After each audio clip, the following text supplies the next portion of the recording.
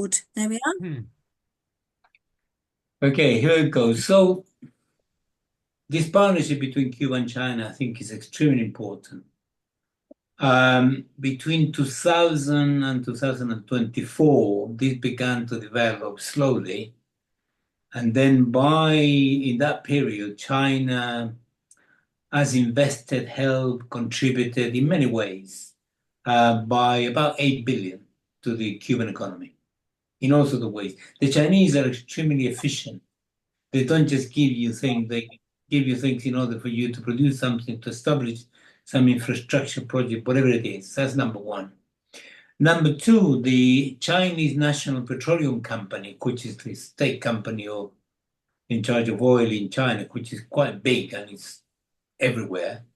It has deal with everybody, made a deal with PetroCuba, which is the Cuban state oil company, in order together in joint ventures to explore offshore oil and establish wells there, which is possible.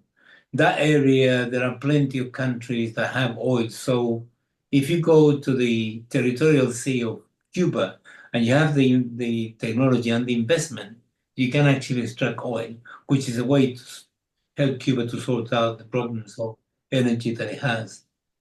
Then China pledged to give resources, technology, and also some money, some finances to establish 92 solar farms throughout Cuba. Oh. And solar panels are, absolutely of the essence, given that Cuba has so much sunshine. And the Chinese have the world leadership on solar panels, number one.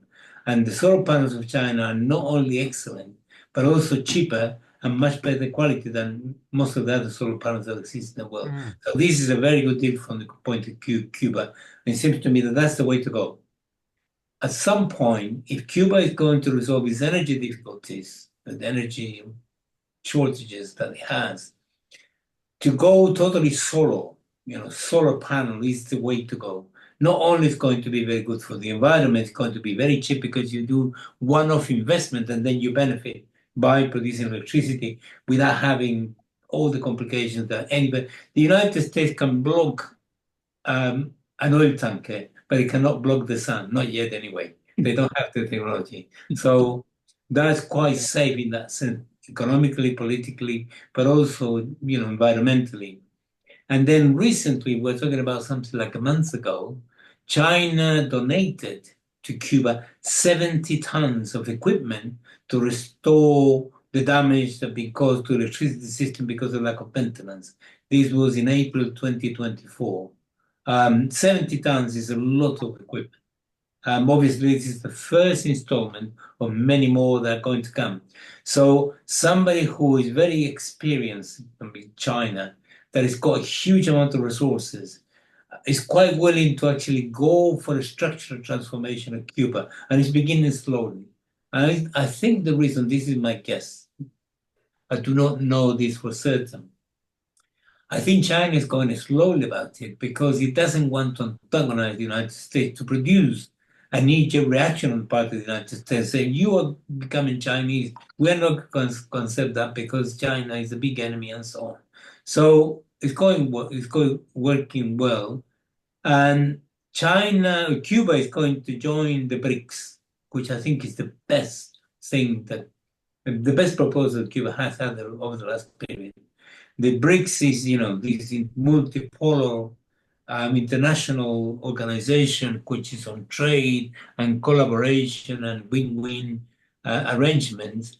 And the basic principle behind all of the BRICS proposal, it involves possibly 120, 130 countries in the world. Certainly we involve a huge number of them in terms of, all sorts of connections. The basic principle of that is that you can really trade freely because you don't have to use the dollar. You can use something else.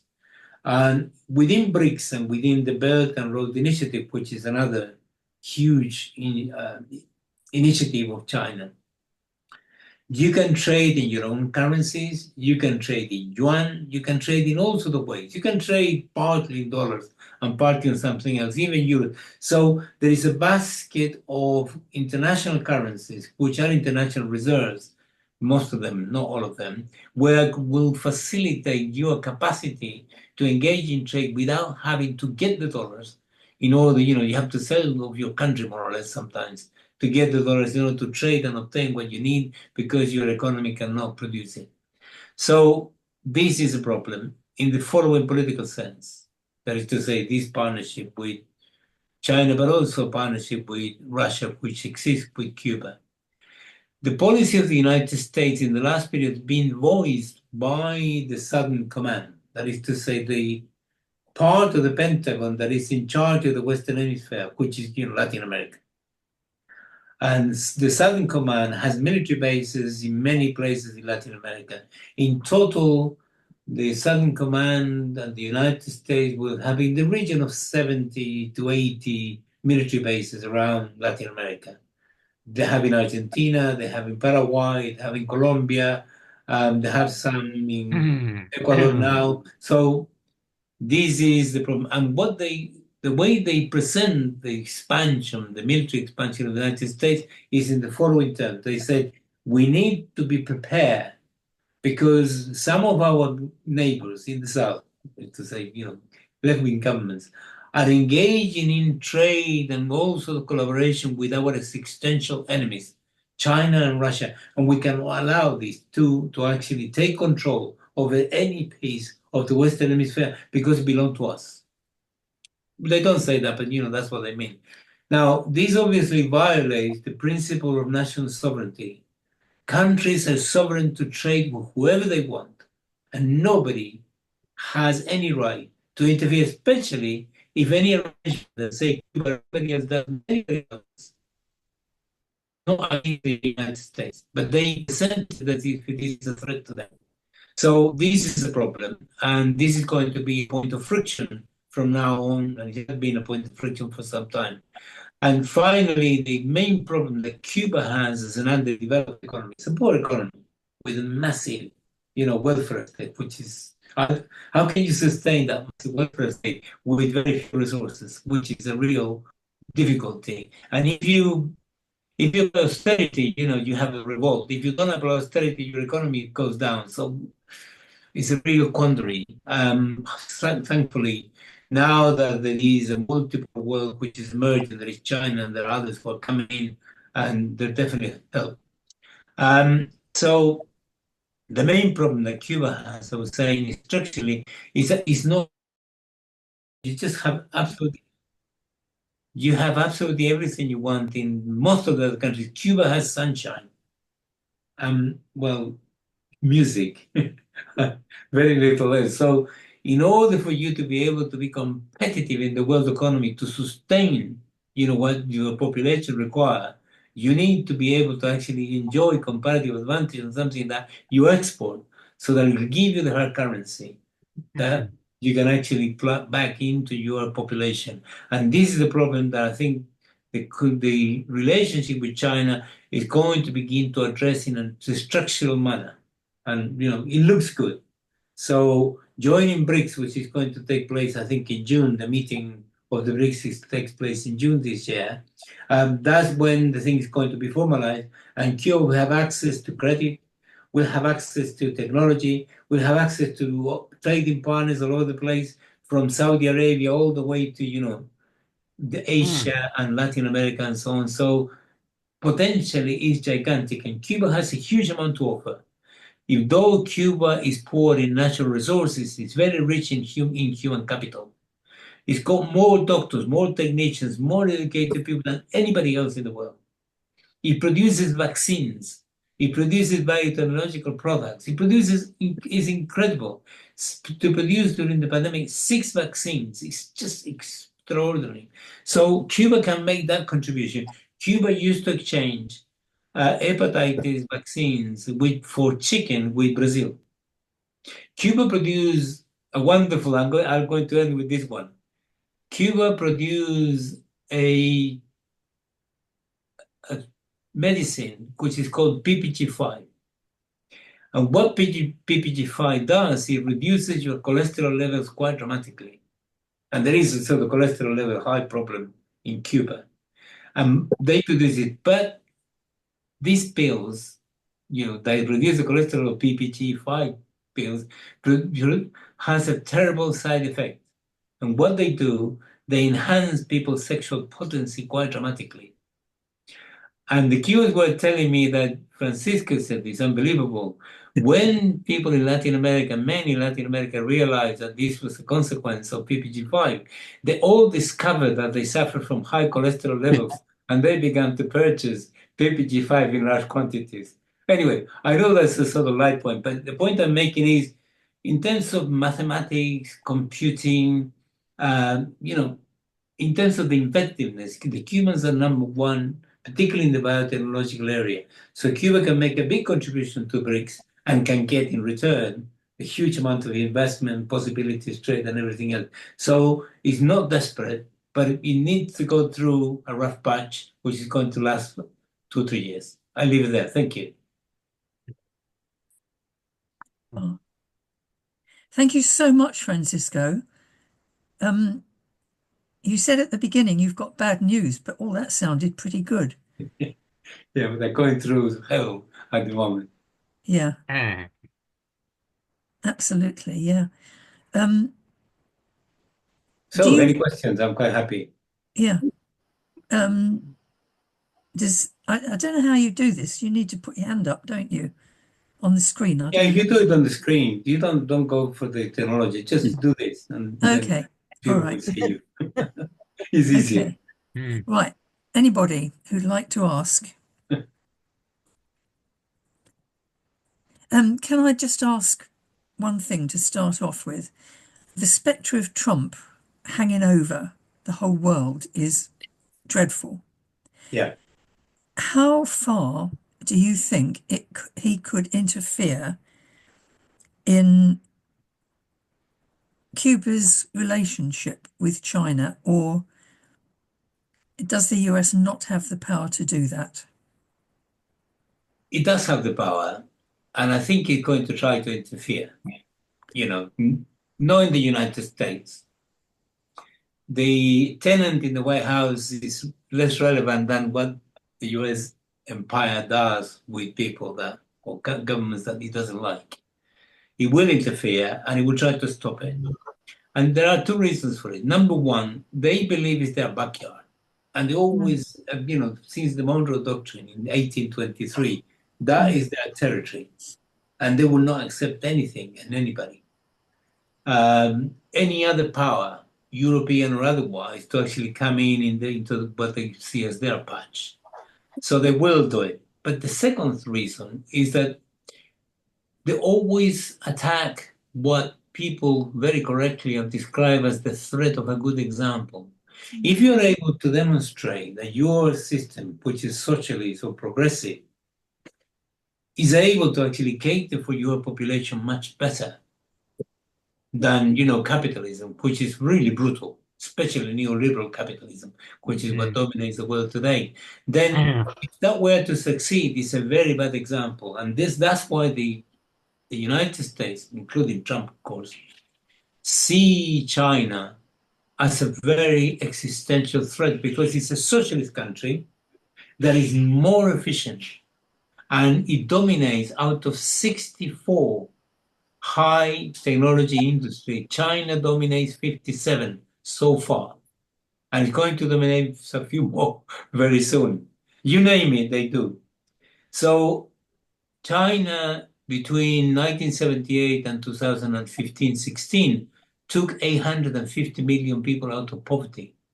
And it's developed massively, massively in every possible way.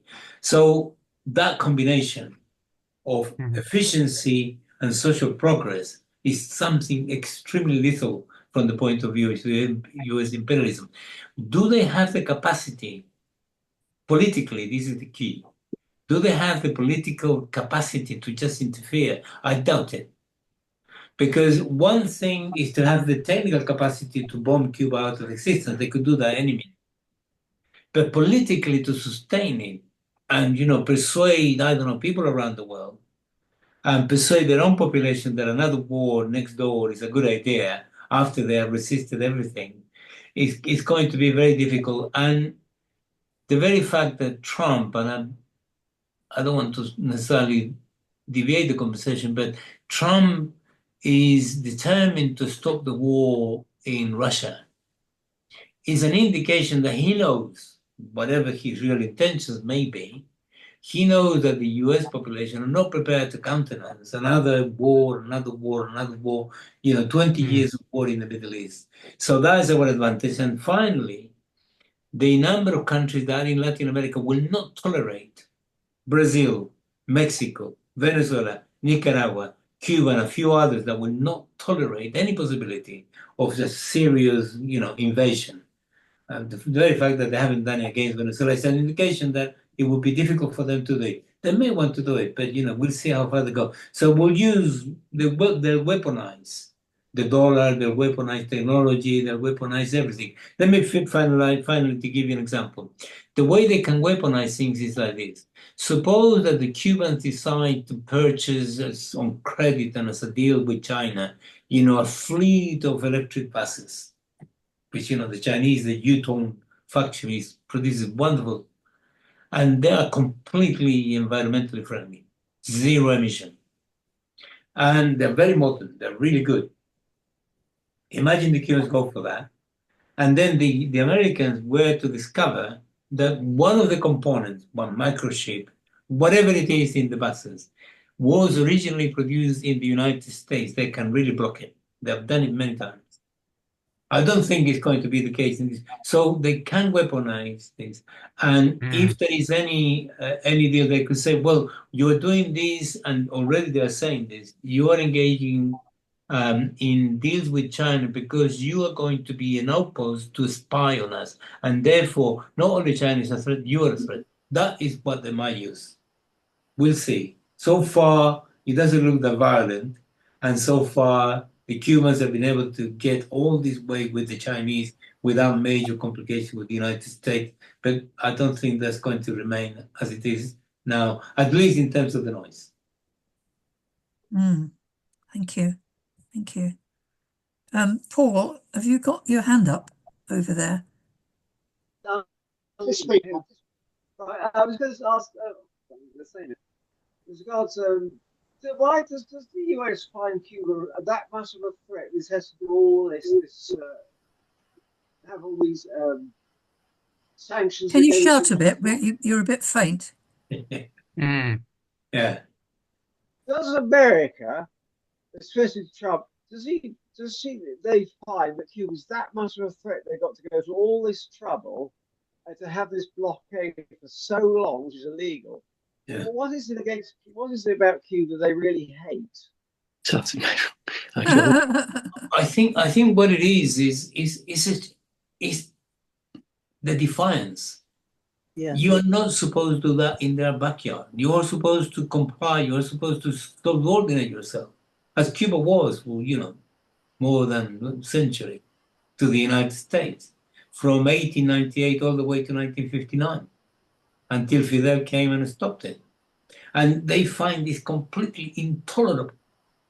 How is Nicaragua, which is a very poor country, of 7 million inhabitants, well, 4 million at the time of the first Nicaraguan revolution, how could that be a threat to the United States? They declared it a threat and they went for it.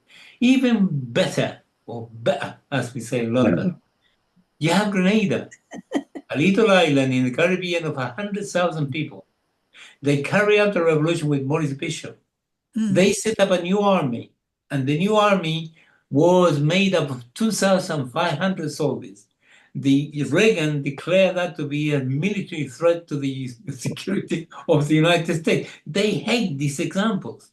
And the trouble we have, well, we're delighted, we feel very proud. The trouble is we keep doing it every time, again and again and again, in Bolivia, in Chile, with Allende, with Cuba, Honduras, now Mexico, Brazil, and they hate it. And they go for the one that they think is more possible to attack. And the reason is they can use the argument of democracy and human rights as their narrative, which will be reproduced by the UK media, not to name any Guardians, and everybody else in the world. And, they win that battle, the battle of, and because in Europe we're weak politically, we are taken by that sort of propaganda.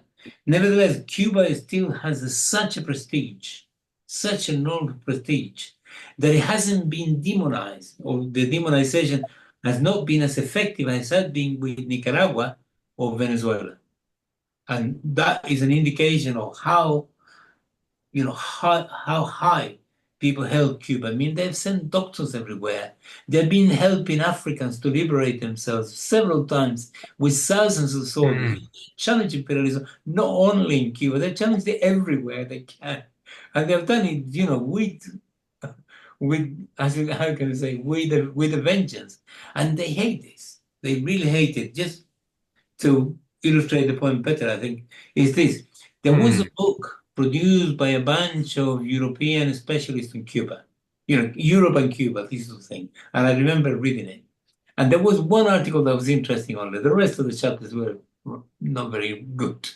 But that one was interesting because it said Cuba is the only third world country. And this, confirms everything I'm saying. Cuba is a third world country that has the foreign policy of a world power. Exactly. That's why they hate it. So if they can crush it, so they stop contaminating the world with good ideas, is something that the United States is organizing the blockade and everything else, and the hatred they have for Cuba all the time. Sorry, I get excited about this, but you know what I mean.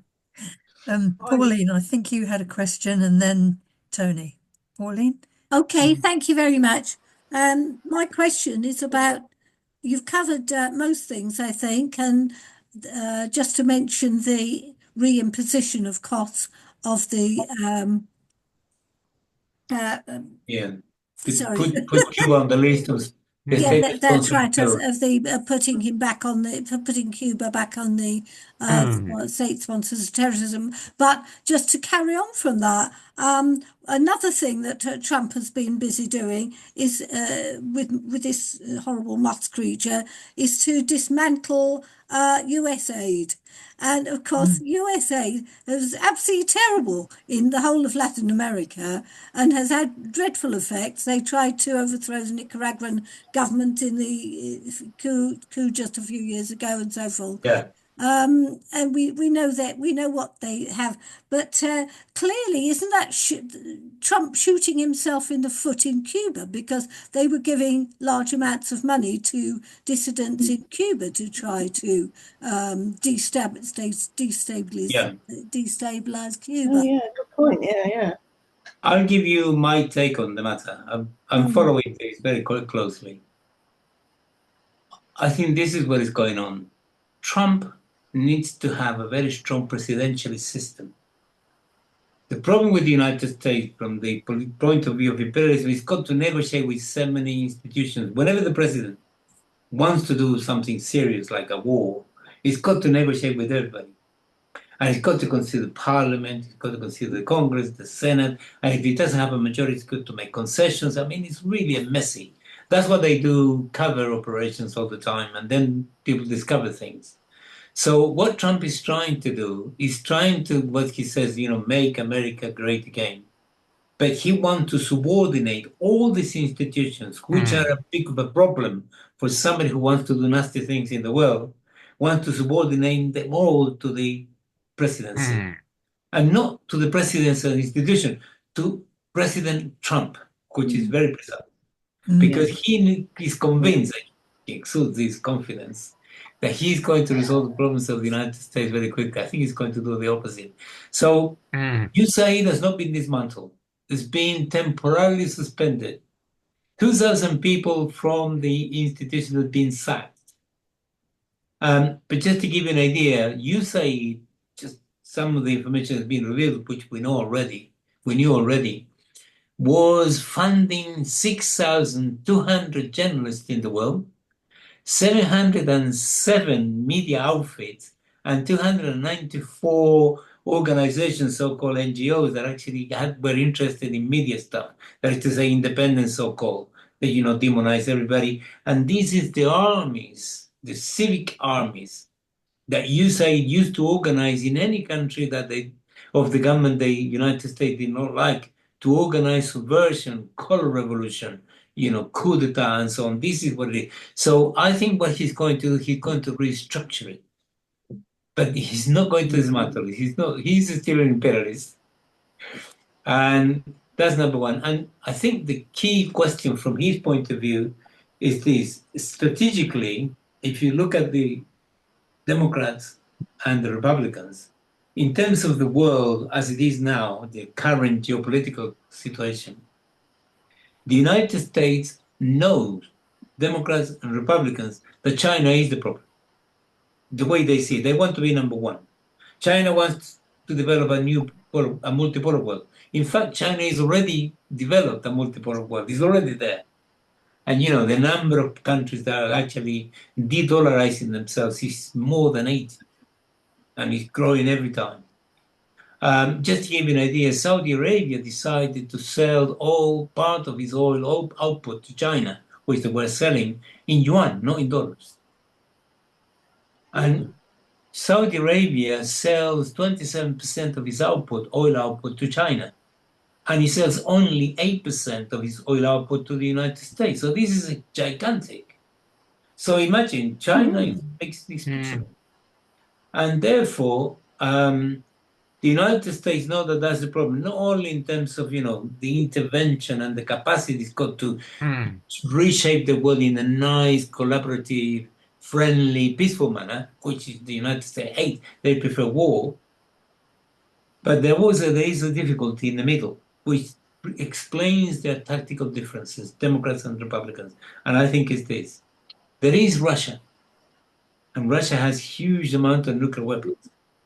So Kissinger was very clever back in 1972-74 when he went on a delegation to China and persuaded the Chinese and Mao, when China was in conflict with the Soviet Union, and managed to pull China away from the united front between the Soviet Union and China, and used China against the Soviet Union. And that ended up, this is not the fault of the Chinese necessarily, although they were part of it at the beginning, the separation was quite lethal to the Soviet Union. It ended up in 1991 with the collapse of the Soviet Union. So what Trump is trying to do, in my view now, is trying to do a Kissinger in reverse. He's trying to break Russia away from China in a friendly manner. The Democrats try to crush Russia, in order to attack China anyway. So they agree on the strategy, but they disagree on the tactics. And this is what is going on now. And the complication, use these inverted commas, the complication that Trump does in order to enter, friendly relationship with Russia, try to sort of pull it away from China, is the Ukraine war. So given that the stakes are so high, Ukraine and Zelensky are small things. So Trump, being ruthless as he is, he's prepared to dish it into the rubbish bin literally every second. And you can see he's completely dominated by them. So this is what is going on. And everything that is taking place inside the United States explains the overall objective. And what is being done to the masses, the working class, Black people, immigrants, Mexicans, women, and so on in the United States is horrific. That's the worst part of the Trump agenda, which is extremely reactionary and retrograde. So, I wonder how far he's going to be able to obtain massive support for adventures abroad. It looks like, although Putin responded quite friendly to all the overtures, he sent Sergei Lavrov, 3-4 days ago, to talk to Xi Jinping, to talk to Wang Yi, which is number 2, which is like the Minister of Foreign Affairs of China, who is a sort of high-level guy who runs the foreign policy of China. And they strengthen and confirm their commitment to the strategic alliance, which is economic and includes military dimensions. So one thing is what Trump wants to do, another thing is what he's going to be able to do. which I think is quite important. So therefore, it's quite important not to fall into the trap of believing, I'm not suggesting any of you will fall into that trap. You fall into the trap that Trump is a pacifist, that hates war and so on. It's not true. So that is, I think, is setting the tone. So Cuba, Venezuela, and everybody else are, let me put it this way without being disrespectful, are small fries, even though important, compared to this big game that is taking place up there. Thank you very much, Francisco. I think Paul has been waiting for quite a long time. He's got a question. I think it's Tony, actually. Oh, It's Tony. Oh, It's Tony. somebody did not lower their hand. Yeah. Hello, can you hear me? Yeah. I can. yes. Yep. Right. Yeah, unfortunately, I joined the meeting a bit late due to a few technical problems. So I missed the opening of Francisco's address. But Anne said that he started by announcing that telling us that he was going to announce some bad news. But nevertheless, as Anne said, he's been, more or less nothing but positive throughout. But a question I was going to ask, earlier on was talking about alternative currencies. I think you said, Francis, so that there's a number of currencies that could be traded with, apart from the powerful American dollar. So I was just wondering, what's involved in this? Does it involve this modern monetary theory of you've probably heard of Bill Mitchell, the New Zealand economist, that argued that any sovereign country that's got control of its own currency can simply use this as a mechanism. But of course, the stumbling block, as I see it with that, is that if you've got to trade, it's dependent on foreign powers recognizing the validity of this currency. And the other point, apart from currency, Francisco, you made that in trading, if there was one, say, a machine where they found one component had been made in the United States, though the rest of the machine might have been made elsewhere, if there's anything that was made in the United States, that would still be subject to the trade embargo. So, how do we get around this one? But trying to be optimistic with Trump actually voting with in the United Nations, siding up with what was previously regarded as part of the evil empire, namely Korea. Would it be too optimistic to hope that it'll do the perverse thing and lift the trade embargo on Cuba? If he wanted to, seem to be aligned with what was presented as the enemy, will this extend of actually the next thing we could hear that he's going to scrap all trade restrictions with Cuba? A few comments on that then, Francis. May I just chip in here, by the way? We're under 3 minutes again. Now, I don't know whether Francisco, you're able to come in for a third session or not. I am able, yeah. Yeah, good. I'm a rugby player, so I can sustain things. Okay. You're very good. Yeah, no, I'll be happy. Oh, brilliant. Okay. Because, the discussion is getting very interesting. How could you abandon it in the middle of it? No way, that would be totally irresponsible. So what do you want to do? Do you want to go out and come in again? Or do you want to start answering? Let's continue and see, how far we get, and then you stop me. Okay. No, the United States is not going to lift the blockade against Cuba at all, ever. I think they have kept it for 62 years or 60-something years. They're not going to change it. It's literally impossible. But the question of the currencies is slightly different. When Nixon devalued the dollar in 1971 by 10%, which was an indication of the weakness of the dollar, and that weakness of the dollar was the result of the US beginning to lose the Vietnam War. And it was, they were feeling the pinch. Because when there is a war, when you have to kill so many people, in the case of the United States in Vietnam, the US killed possibly 4 million Vietnamese. It was carpet bombing, for months and months and months and months. I talked to some Vietnamese trade unionists a couple of years ago that came on a visit. And I remember, I saw the age and thought, why, they must have been in the war. I said, where you saw this? And I said, yes, we were, all of us. I said, right, how was it like? They said, well, we had to be in the war, we had to be in the war, which I suppose that explains it. But then there was, so what happened when he finished? He said, the most weird thing was the silence. There was no bombing. For years we've been bombed literally every single day, everywhere. And then suddenly this silence, we couldn't get used to it. We couldn't sleep because there was no noise. And that was, is a sort of confirmation of how horrible it was. That you get so used to being bombed to the point of 4 million is a huge amount of people. And they did it brutally. So Nixon devalued the dollar.